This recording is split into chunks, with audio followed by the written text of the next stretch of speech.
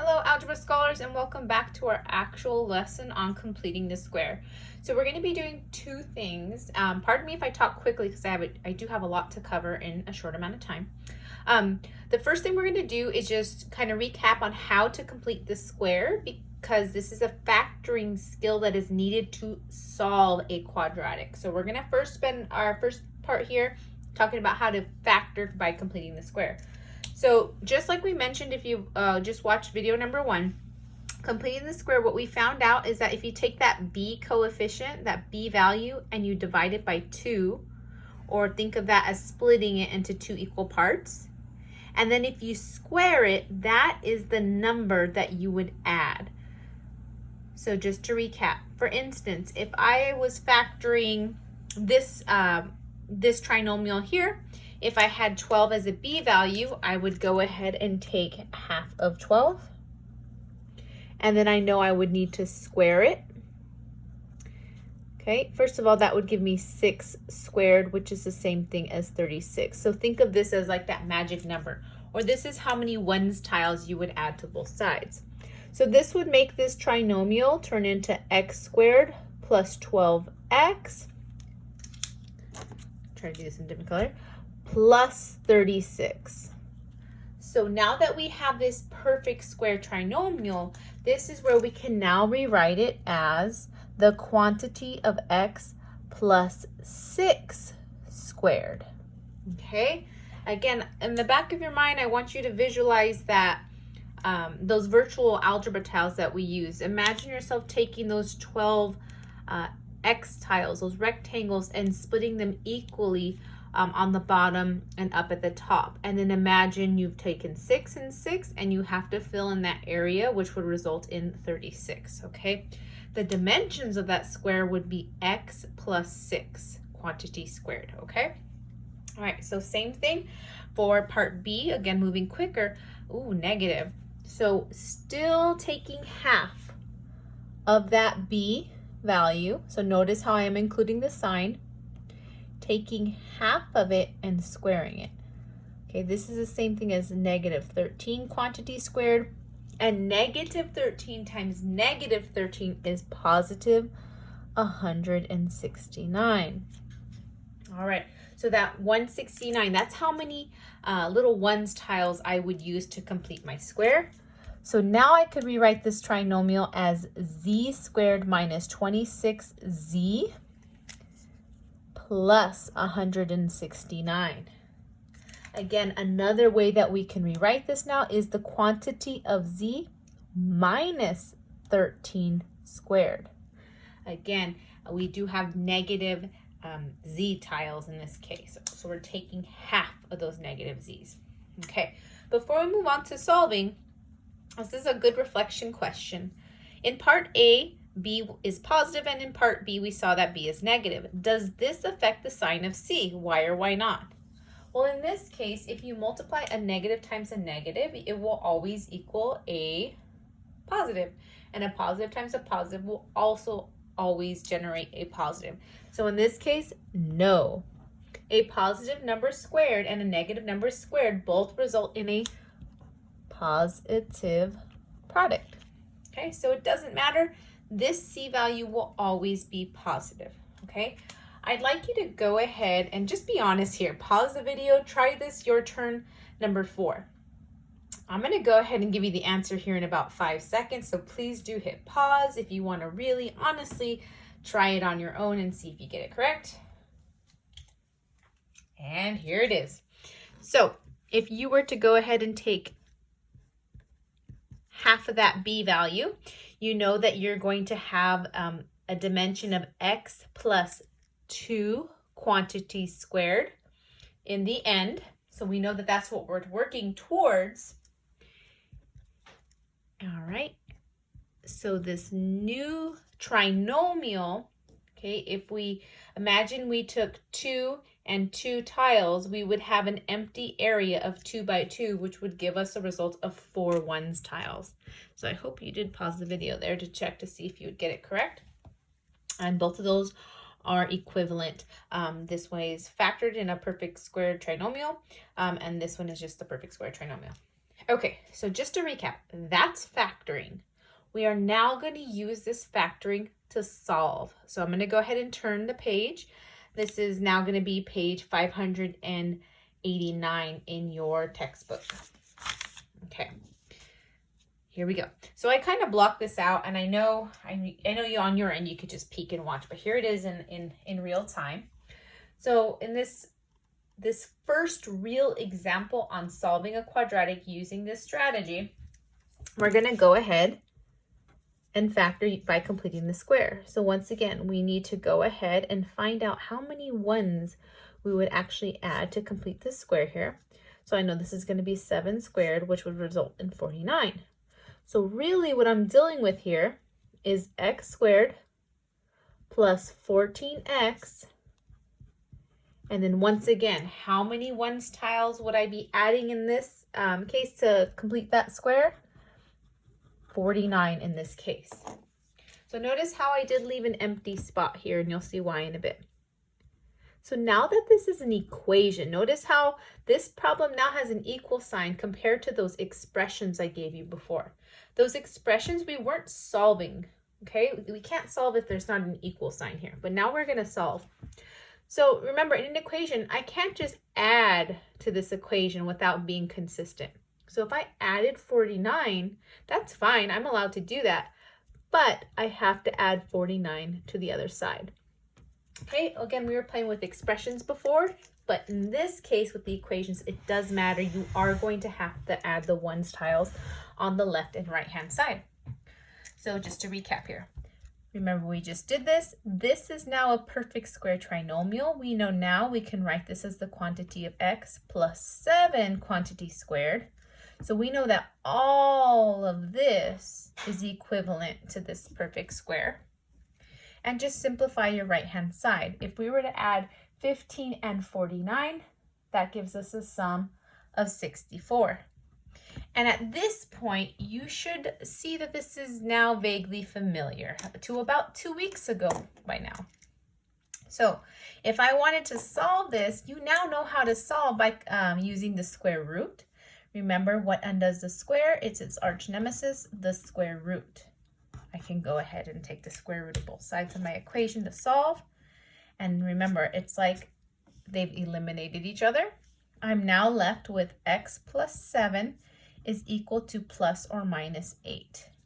Okay, so remember, we now have two things that we're solving for. We're solving for x plus 7 equals 8. And x plus 7 equals negative 8. Everything here is now review at this point. So if I were to subtract 7 to both sides for this first equation, I see that x is equal to 1. And another possibility, if I subtract 7 to both sides, I see that x is equal to negative 15. So both of these, or either of these rather, could be a solution to this equation. If you were not sure, you can always go back and substitute your answers. You can always substitute in 1 and square it and add 14 times 1 and add it to 49. It should be equal to 64, and same with negative 15. Okay, so that's what we're going to be doing now. We're using this completing the square strategy to solve a quadratic.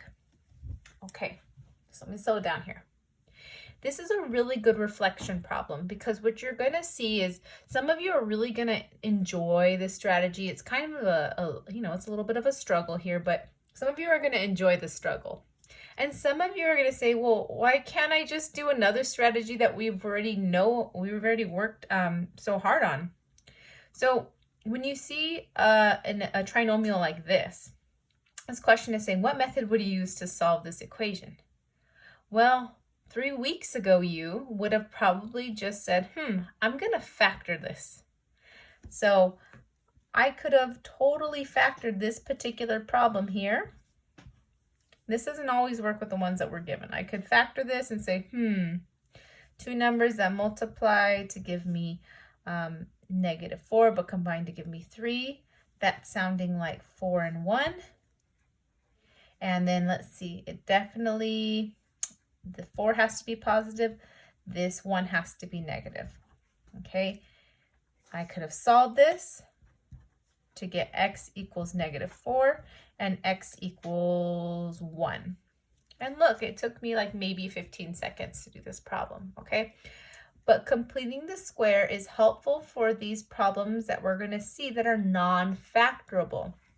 So again, a method that might be more efficient in this case is factoring method.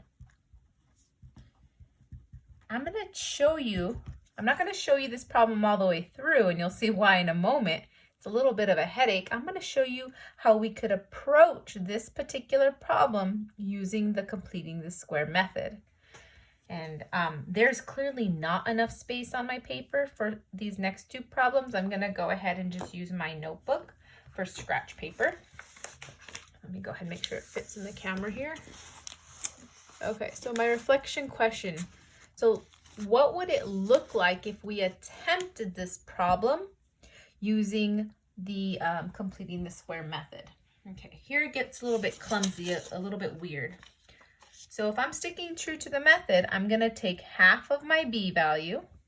So already this isn't looking fun, and I'm going to square it.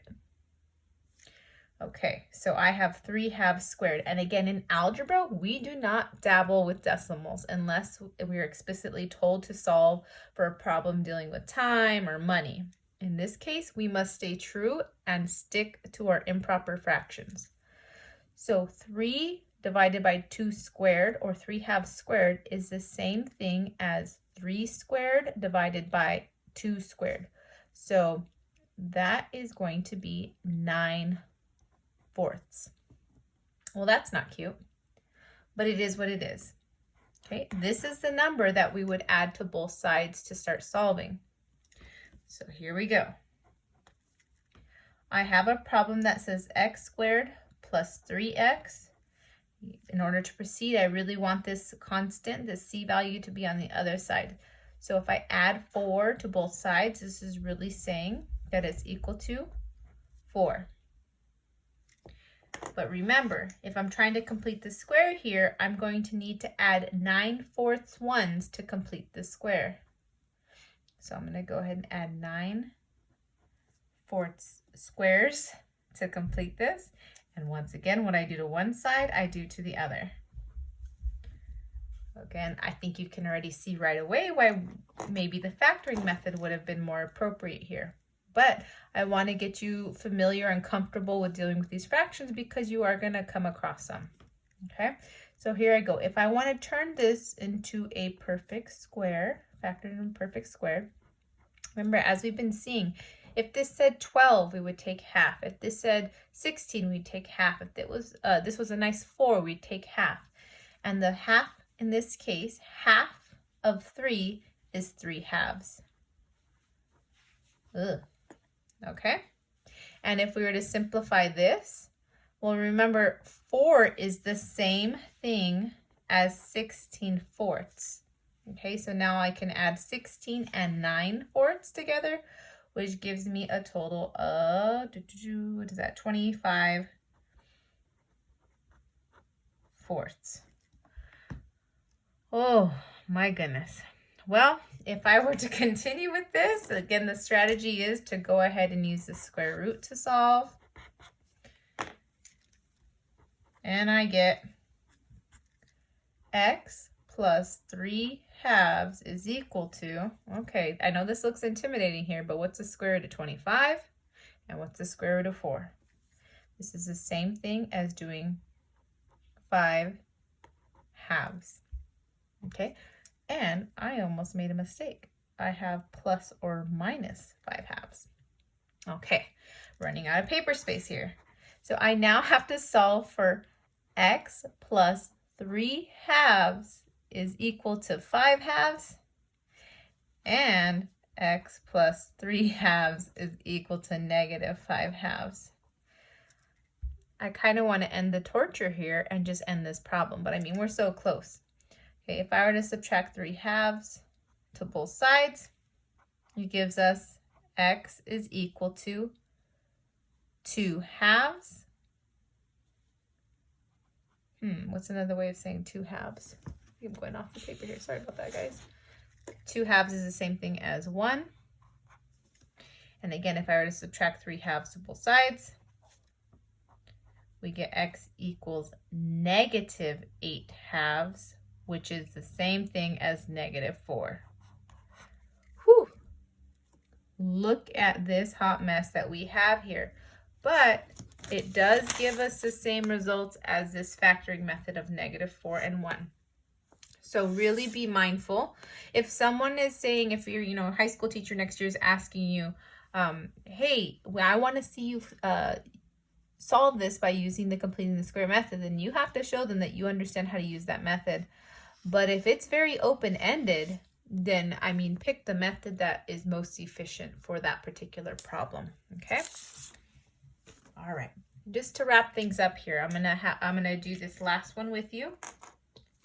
Your turn number 6, again, it's at the very bottom of page 589, okay?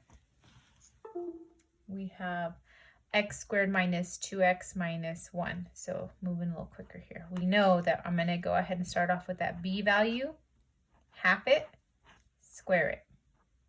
This is the same thing as -1 squared, which is the same thing as 1. Once again, that's my number that I'm going to use to complete the square. And I'm going to go ahead, and just so I'm not confusing you here, I'm going to go ahead and do this. So I'm going to pause here. Remember, I want this constant to be on the other side so I'm not mistaking things. So if I add 1 right now, if I add this 1 to the other side, it's going to give me a +1. Okay, but to complete this square, I'm going to go ahead and add 1, and what I do to one side, I have to do to the other side. Okay, just cleaning up this problem a little bit. This is now the same thing as the quantity of x minus 1 squared. Again, I want you to think about that for a minute. Imagine we had those tiles and we separated these into 2 equal sections. There would be -1 on each side. Okay, that has completed the square there. And 1 plus 1 is 2. Now, this problem, when we started off, it may have seemed like a problem that you could have factored, but if you try to factor this problem, you're going to run into an issue, and you're going to see that ugly issue right here. Okay, I'm going to go ahead and solve this using the square root on both sides. I'm now left with x minus 1 is equal to plus or minus the square root of 2. 2 is, again, what we call irrational, meaning I cannot write it as a ratio. It's not going to come out as a pretty fraction. It's going to be a pretty ugly non-repeating decimal. Okay, and sorry, I should say non-repeating, non-terminating decimal. So I'm going to go ahead and solve this problem here. Remember, there are 2 different routes. I'm now solving for x minus 1 equals the square root of 2, and x minus 1 equals a negative square root of 2. Okay, in both of these problems, when I go to solve, I'm going to add 1 to both sides. Okay, so adding 1, adding 1, adding 1, adding 1. This is now leaving me with x equals 1 plus the square root of 2, and x equals 1 minus the square root of 2. Notice how I did not combine those. I can't combine them because I don't quite know the precise value of the square root of 2. And when we don't know the precise value, we just leave it alone, and we can walk away from this problem. Again, as ugly as this is, that's the solution. And yet another way we could see this is x equals 1 plus or minus the square root of 2. Okay, any of those ways is a way to write that solution. Okay, I did understand that I went a little longer today, but it is quite necessary to do when completing the square. Okay, so I hope that you enjoyed this video as much as you could possibly. Use these examples to help guide this week's practice. So this was nearly enough for a lesson right here. Okay, what I would like you to do, if you have time, I'm going to be honest, this part is completely optional and it's based on the honor system. So I want to respect your time here. If you totally feel like you got this and you want to just go for it, then you can start on the edge elastic practice that I've uploaded. If you feel like you need a little bit more practice, I was suggesting and asking that you try the guided practice problems 1 through 10. These ones you can do very quickly. It's just factoring. What would you, half this and square it, half it and square it, half it and square it. Those ones are quite easy, 1 through 6 on page 591. Oops. Number 7 through 12 is where it definitely requires a little bit more work.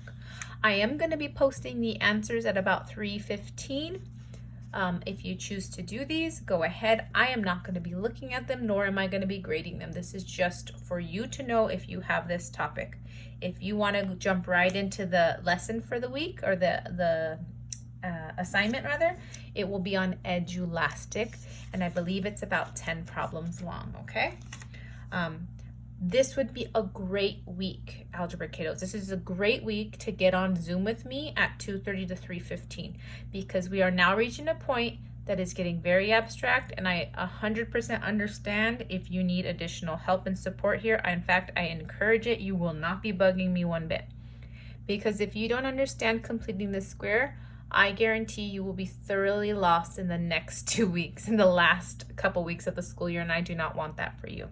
So give this a go. If it doesn't go well, please join me either Monday, Tuesday, or Wednesday, even Thursday on Zoom at 2:30 to 3:15. You click on the link and my face will be there, okay?